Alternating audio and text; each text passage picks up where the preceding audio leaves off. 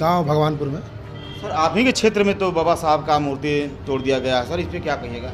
इस पे वो तो हमारे ही प्रखंड की बात है, जो भी तोड़ा है उस पर हम लोग कार्रवाई करेंगे। प्रशासन के हम लोग आवेदन दिया हुआ है और उसमें जो भी है उस पर हम लोग बढ़ चढ़ के हिस्सा लेंगे, उस पर कार्रवाई किया जाएगा। और प्लस में औरगाई गाँव के में ऐसा ही घटना घटा हुआ है कि बाबा साहब का पोस्टर वहाँ पर फाड़ दिया गया है, वहाँ का भी हम लोग प्रशासन को कंप्लेन किया है।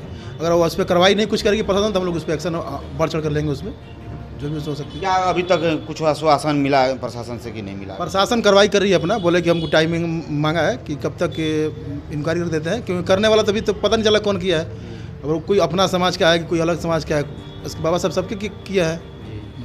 जो घटना करने वाला कोई समाज का नहीं होता है, क्योंकि दोषी दोषी होता है। सही बात है, जो भी हो कोई भी हो, और जो भी किया है तो उसके ऊपर कार्रवाई हो, हम लोग करेंगे उस पर। अगर प्रशासन नहीं करता तो फिर हम लोग कुछ ना कुछ एक्शन लेंगे उस पर। अभी टाइम दिया गया है प्रशासन को, देखिए कब तक एक्शन लेते हो कब तक। ऐसे लोगों को क्या कहिएगा जो आए दिन ऐसे घटना जो करता है? अरे ऐसे लोग मानसिक बीमारी है उन लोगों का, मानसिकता उन लोग बहुत कमज़ोर है कि जो बाबा साहब हम ही लोग के लिए पूरा समाज के लिए काम किए। कोई भी देख लीजिए, दलित हो, बड़े पिछड़े, सबके लिए, महिलाओं के हक के लिए, सबके लड़ाई ले लेकिन पता नहीं ऐसा जो कर रहा है वो मानसिक रूप से बीमार है, उनका इलाज हो प्रशासन करेगी, करना जरूरी है। चलिए हमारे साथ एक शख्स और हैं, इनसे हम बात करना चाहेंगे। क्या नाम हुआ सर? मेरा नाम है सरोज कुमार, पूर्व जिला महासचिव अखिल भारतीय रविदास धर्म संगठन सह वरीय कार्यकर्ता बाम सेफ कैमूर। सर रविदास धर्म संगठन का एक बहुत बड़ा लीडर थे पहले, अब पता नहीं है कि नहीं। तो सर ऐसे तमाम घटना जो घट रहा है, बाबा साहब की कभी मूर्ति तोड़ देना, कभी रविदास जी की मूर्ति तोड़ देना, मतलब जो महापुरुष हैं उन लोगों को इसी घटना पर क्या कहिएगा सर? देखिए अभी रविदासिया धर्म संगठन तो बिहार में डिजॉल्व है, अभी कोई कमेटी नहीं है, सब लोग सेवादार बन के काम कर रहे हैं। सबसे पहले हम आपको और आपके चैनल को धन्यवाद देते हैं। ऐसे तमाम घटनाएं वो संत रविदास जी की हो, बाबा साहब का हो, या अन्य महापुरुषों की मूर्तियों को तोड़ देने वाले जो लोग हैं वो मनुवादी और सामंतवादी किस्म के लोग हैं। उनको महापुरुषों के बारे में कोई जानकारी नहीं है, उनको ज्ञान नहीं है। चूँकि यह जो भैरवपुर में घटना हुआ है अति निंदनीय है, इसका मैं घोर निंदा करता हूँ। ऐसा घटना का अंजाम किसी को नहीं देना चाहिए, चूँकि हर एक व्यक्ति का, हर एक समाज और हर अपने समाज के महापुरुषों के साथ है, उनका अपना अस्तित्व और उनका अपना मान सम्मान लगा हुआ है, और किसी का आस्था है, किसी के आस्था को ठेस नहीं पहुंचाना चाहिए। अगर जो व्यक्ति भैरवपुर वाले मूर्ति को जो भी तोड़ा होगा, वह ये जान लीजिए चाहे किसी समाज का रहा होगा, अगर उसके माँ, बहन, बेटी, उसके भौजाई, उसके एक एक महिलाओं को अगर सम्मान मिला होगा, चाहे किसी जात का रहा होगा, तो बाबा साहब डॉक्टर B.R. अम्बेडकर साहब के संविधान की बदौलत मिला है। अगर संविधान नहीं होता तो उसके माँ बहन को भी पढ़ने लिखने का अधिकार नहीं था, उसको चौखट के अंदर रहने का अधिकार था।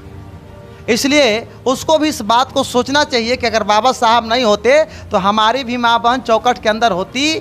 जैसे आप लोगों ने सुना है कि वेद में और पुराण में और मनुस्मृति में तमाम बातों को लिखा हुआ है, स्त्री शूद्र नाद्यताम, स्त्री और शूद्र को शिक्षा ग्रहण करने का कोई अधिकार नहीं था, तो उसकी भी स्त्री शूद्र के समान ही थी जिसने ऐसे घटना को अंजाम दिया है।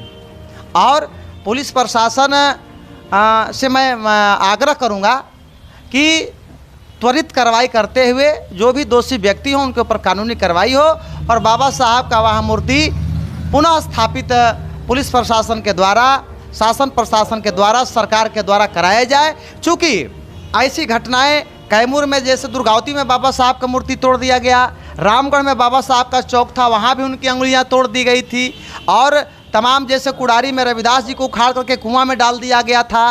तमाम ऐसी घटनाएँ हैं, दरौली की घटनाएँ हैं, चांद की घटनाएं हैं। तमाम घटनाओं ने कैमूर जिला का जो पुलिस प्रशासन, शासन प्रशासन है, यहाँ के कलेक्टर साहब ने आदेश करा करके और वहाँ के स्थानीय प्रशासन से उन्होंने वहाँ जगह जगह पर मूर्ति को पुनः स्थापित कराए हैं। इसलिए पुनः इस जो हमारे वर्तमान कलेक्टर साहब हैं, इनसे भी हम लोगों को अपेक्षा और आग्रह भी है कि पुनः भैरवपुर वाले भी मूर्ति पर ध्यान देते हुए नया मूर्ति लगा करके और जो भी दोषी व्यक्ति उसके ऊपर कानूनी कार्रवाई करने का कृपा किया जाए। एक सवाल और है सर, मूर्ति है तो इतना घृणा है, सब जिंदा होंगे तो क्या होता होगा? देखिए, जिसके मूर्ति से इतना घृणा है तो जिंदा तो ज़्यादा घृणा था, जिंदा भी घृणा था, कि उनको स्कूल माने स्कूल के बाहर खिड़की से पढ़ना पड़ा, उनको मटका का पानी नहीं पीने दिया गया। माने जो व्यक्ति यहाँ तक यहाँ वकील साहब भी बैठे हुए हैं, कचहरी के बाहर बैठ करके उनको वकालत भी करना पड़ा, तो घृणा तो उस समय भी थी। तो उस समय जितना घृणा थी आज भी उतना ही घृणा इस समय इसलिए है कि अगर ये पढ़ लिख करके नहीं आए होते, संविधान नहीं बनाए होते, तो आज इस देश में जो दलित, अति पिछड़े, शोषित, अपेक्षित वर्ग और धार्मिक अल्पसंख्यक समाज के लोग हैं और सर्जन समाज के भी जो दबे कुचले लोग हैं, उनको इतना बड़ा मान सम्मान नहीं मिला होता। इससे ज़्यादा लोगों को तकलीफ है कि अभी हम लोग परेशान, कम से कम उनका अंगुली, मूर्ति, बाँह, हाथ तोड़ करके हम लोग परेशान क्यों करें। जबकि अगर यह समाज जिस दिन आंदोलन पर उतर जाएगा तो पता नहीं कि इस देश का क्या हाल होगा। इसलिए वो घृणा कर रहे हैं, कुछ दिन के बाद समझदारी हो जाएगी तो वो भी घृणा करना बंद कर देंगे।